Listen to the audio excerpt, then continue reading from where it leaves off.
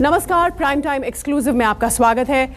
आज अपने इस खास शो में बात 5 राज्यों में होने वाले विधानसभा चुनावों की, जिस पर ओमिक्रॉन ग्रहण बनकर घूम रहा है।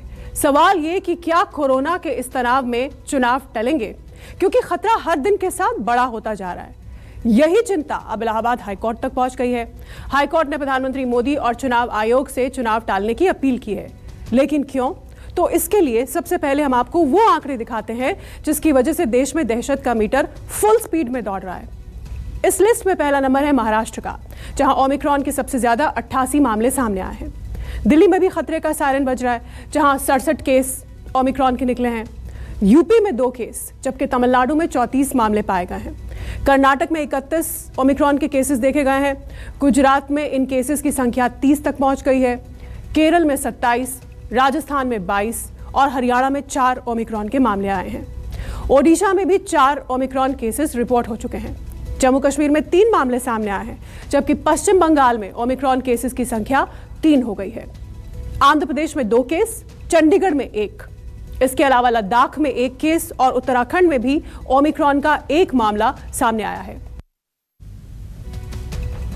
तो कोरोना का जो ग्राफ हमने आपको दिखाया, यही देश में खतरे का अलार्म बजा रहा है, क्योंकि ओमिक्रॉन बहुत तेजी से फैलता है। इसलिए माना जा रहा है कि चुनावी रैलियों से लाखों लोग कोरोना के कैरियर बन सकते हैं। बिल्कुल यही टेंशन इलाहाबाद हाईकोर्ट को भी है, जिसने प्रधानमंत्री से चुनाव टालने की अपील की है। साथ ही आगाह किया है कि अगर कड़े कदम नहीं उठाए गए तो हालात भयानक हो सकते हैं।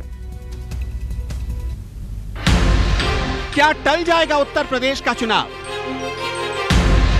क्या यूपी में चुनावी रैलियों पर रोक लगेगी? क्या 5 राज्यों का चुनाव अभी नहीं होगा? क्या तीसरी लहर की टेंशन में आगे बढ़ेगा इलेक्शन? ये सवाल उठे हैं इलाहाबाद हाईकोर्ट की एक अपील के बाद, जो उसने सीधे प्रधानमंत्री और चुनाव आयोग से की है। कोरोना के बढ़ते खतरे को देखते हुए कोर्ट ने विधानसभा चुनाव की तारीखों को आगे बढ़ाने का सुझाव दिया है। सबसे पहले समझिए आखिर इलाहाबाद हाईकोर्ट को डर क्यों है। माननीय प्रधानमंत्री महोदय, प्रधानमंत्री नरेंद्र मोदी की जनसभाएं हों, हमारे मार्गदर्शक मुख्यमंत्री योगी की चुनावी रैलियां हों या जन आशीर्वाद यात्रा, अखिलेश यादव की समाजवादी विजय रथ यात्रा हो या फिर कांग्रेस महासचिव प्रियंका गांधी की प्रतिज्ञा रैली, भीड़ भर भर कर पहुंच रही है। हालात ऐसे हैं जहां कोरोना प्रोटोकॉल के बारे में सोचना भी बेईमानी है। न मास्क, न सोशल डिस्टेंसिंग। देश में बज रहे ओमिक्रॉन अलार्म के बीच इन्हीं तस्वीरों ने इलाहाबाद हाईकोर्ट को डरा दिया है, जिसके बाद उसे चुनाव टालने की अपील करनी पड़ी है। राज्य में चुनाव करीब है और सभी राजनीतिक पार्टियां रैली कर रही हैं। इन रैलियों में बहुत बड़ी संख्या में भीड़ इकट्ठा हो रही है, इसलिए ऐसी रैलियों में कोविड के नियमों का पालन कर पाना मुमकिन नहीं है। अगर इसे रोका नहीं गया तो इसके नतीजे दूसरी लहर से भी भयानक होंगे। बड़ी बात यह है कि इलाहाबाद हाईकोर्ट ने अपनी टिप्पणी में उस नारे का भी जिक्र किया है जो खुद प्रधानमंत्री नरेंद्र मोदी ने दिया था, जान है तो जहान है। साथ ही हाईकोर्ट ने कोविड के खिलाफ मुफ्त टीकाकरण को लेकर प्रधानमंत्री मोदी की तारीफ भी की है। इलाहाबाद हाईकोर्ट की ओर से कहा गया है, कोर्ट प्रधानमंत्री से महामारी को देखते हुए सख्त कदम उठाने की अपील करती है। बैठकों और चुनावी रैलियों को रोकने और चुनाव 1-2 महीने स्थगित करने पर विचार किया जाए। जान है तो जहान है। रैलियां और बैठकें बाद में भी हो सकती हैं, जब हम सभी जिंदा रहेंगे। एक बात मैं बहुत साफ कहना चाहता हूँ, हमें किसी भी तरह से पैनिक नहीं, बल्कि प्रिकॉशन और प्रिवेंशन की ज़रूरत है।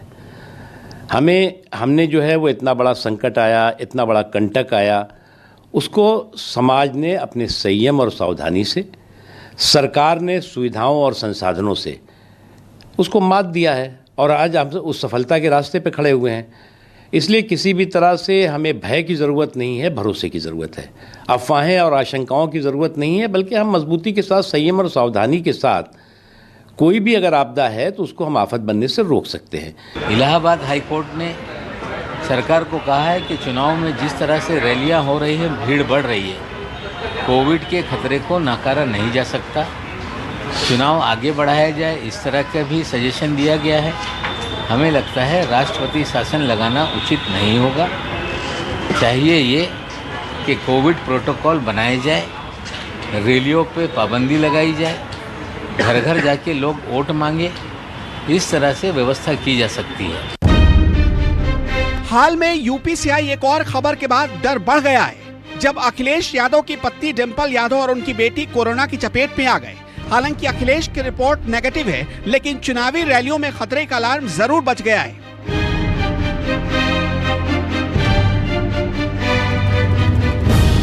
जिन 5 राज्यों में चुनाव होने हैं, उनमें उत्तर प्रदेश, पंजाब, उत्तराखंड, गोवा और मणिपुर शामिल है।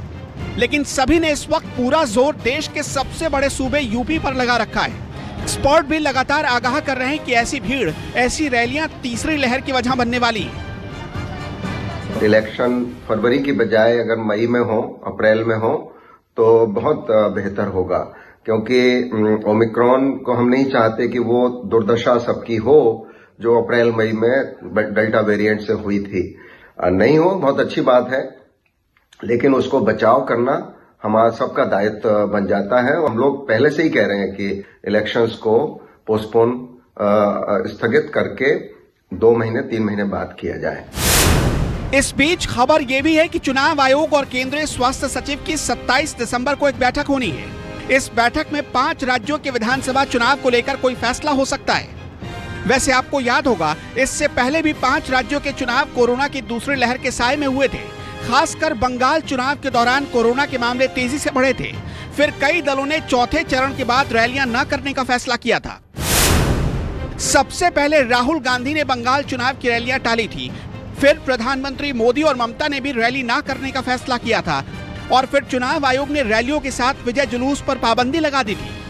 अब इलाहाबाद हाई कोर्ट ने मोदी से चुनाव टालने की अपील की है। सवाल यह है कि क्या प्रधानमंत्री मोदी चुनाव पर कोई बड़ा फैसला करके सबको चौंकाएंगे?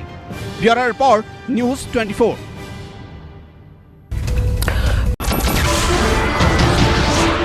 नमस्कार, मैं हूं मानक गुप्ता।